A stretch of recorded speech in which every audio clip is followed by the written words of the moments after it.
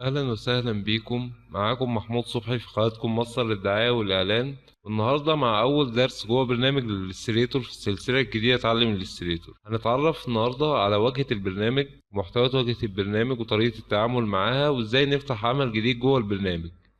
نبدا بعد الانترو.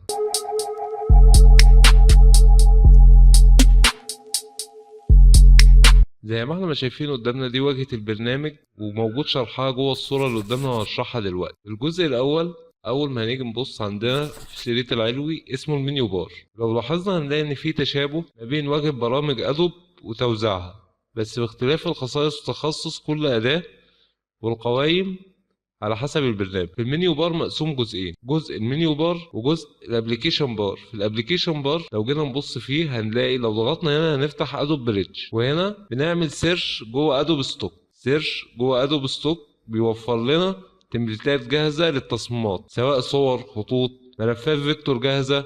في موجود منها المدفوع، موجود منها المجاني. الاختيار اللي بعده بنبدا يرتب عرض الملفات اللي مفتوحه. يعني احنا لو اخترنا كده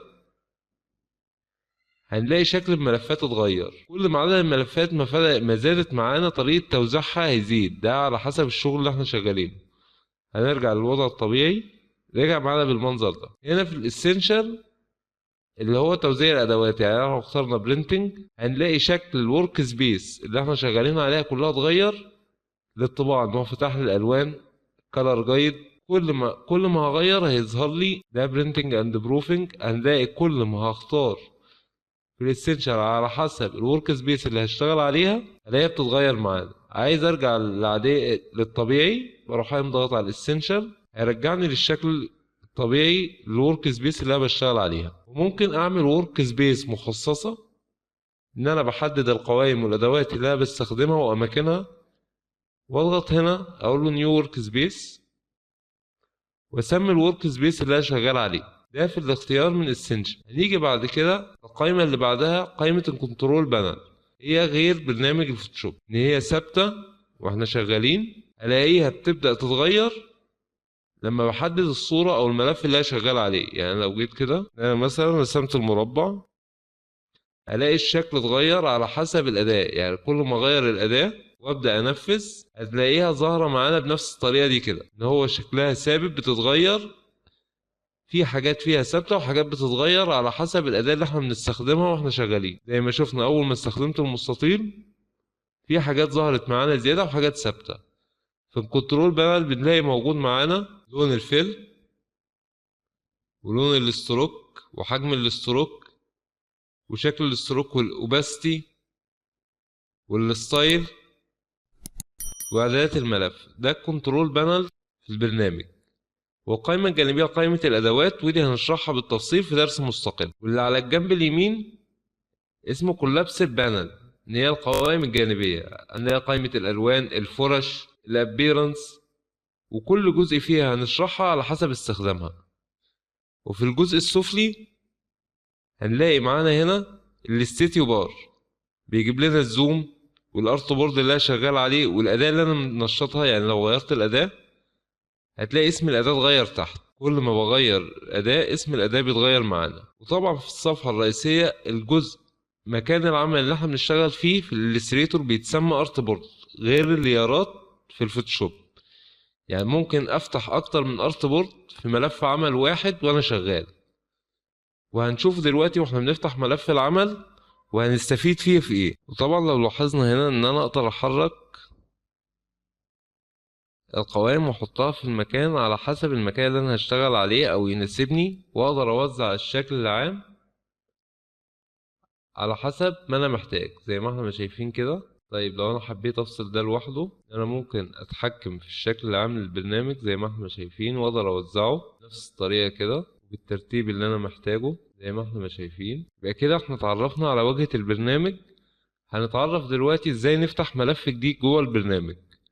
عشان فتح ملف جديد، لو انا اول مرة افتح برنامج الاليستريتور زي ما هنشوف دلوقتي، دي شاشة البداية ديت بيبقى موجود هنا الملفات، آخر ملفات عمل أنت اشتغلت عليها أو فتحتها على البرنامج. لما أجي أفتح ملف جديد هضغط على نيو أو الاختصار كنترول إن، أو من فايل وهختار نيو. هتظهر معانا شاشة البداية ده بيجيب لك اخر مقاسات انت فتحتها واشتغلت عليها في الريسنت. ولو في مقاسات معينة انت حافظها بتبقى متسجلة في السيف. هنيجي نخش هنا، لو انا مثلا هشتغل على تصميم واجهة للموبايل، نوع تصميم اعلان، تصميم تطبيق، هنلاقي فيه هنا اشكال جاهزة موجودة من على ادوب ستوك ومكتوب جنبها فري. لو انا محتاج حاجة معينة ومدفوعة بكتب اسم الملف في الجزئية ديت واوصل له على طول. اول ما اضغط هيبدأ الملف يشتغل معانا. في الويب بيجيب لك مقاسات الويب المخصصة. البرنت بيجيب لك المقاسات الطباعة. لو انا ضغطت على فيو اول بريسيت هيجيب لي كل مقاسات الطباعة الستاندرد اللي موجودة في البرنامج. الفيلم اند فيديو بيجيب لك مقاسات الفيديو اللي انت هتشتغل عليها، وهنا بيظهر لك كل المقاسات. وطبعا هنلاقي فيه تمبلتات جاهزة ممكن نستخدمها في شغل الفيديو وتصميم الفيديو، تجهيز ملفات الفيديو ورسم الاشكال. والارت اند illustration دي المقاسات. لو مثلا بوست كارت، بوستر، على حسب انا هشتغل على ايه. لو انا بشتغل على مشروع فيه رسم، وطبعا هنلاقي برضو في تمبلتات جاهزة ممكن انزلها واشتغل بيها. ده بالنسبة للجزء الخاص بالشمال. هنيجي بقى في جزء المقاسات. طبعا الاول هنا بنكتب اسم الملف، الويدث والهايت، بحدد المقاس اللي انا هشتغل عليه. يعني لو هشتغل على تصميم شاشة بختار بكسل، لو هشتغل على مطبوعات بختار سنتيمتر او مليمتر على حسب المقاس اللي هشتغل عليه. وبحدد الطول والعرض. البليد اللي هو هوامش القص دي بنستخدمها مع الطباعة. ان انا مثلا لو اخترت ان انا بالسنتي شغال على ملف طباعة وخليته بالسنتي وقلت له مثلا انا عايز نص سنتي بليد، هنشوف دلوقتي ايه اللي هيتم معانا. وضغطت على كرييت. وطبعا هنا بنختار الكالر مود. الشريط الاحمر او الخط الاحمر اللي ظاهر معانا ده اللي بيسميه البليد. دي حدود القص، ان انا لما باجي اصدر طباعة بيحط لي علامات القص ان هو ده نهاية الملف الداخلي. وده كله هيطلع بره التصميم. يعني لما باجي اشتغل كده لو قلت له برنت بريفيو، ان انا هضغط هنا اهوت. انا لو هضغط هنا اقول له اول برنت مارك. اول ما بحدد اول برنت مارك ان انا بحدد ان هو في الطباعة. يعني لو ضغطت كده قلت له دان ورجعت تاني على برنت، ان هو بيبين لي على شيت الطباعة، بيبين لي مكان القص وشرايط الالوان.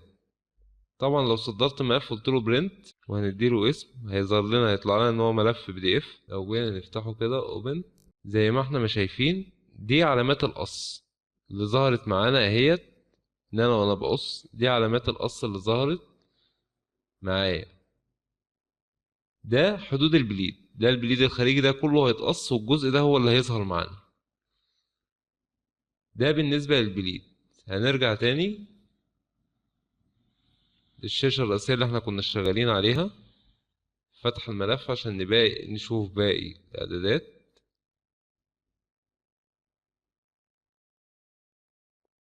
يبقى احنا كده اتعرفنا على البليد، وده الكالر مود، وده اتجاه الورقة اذا كانت هي طولي او عرضي. يعني لو انا اشتغلت كده هو شغال عرض لان العرض 1400 في 1000. لو عملت كده بقى الملف طولي. الارت بورد مساحات العمل اللي احنا هنشتغل فيها كل ما ازودها.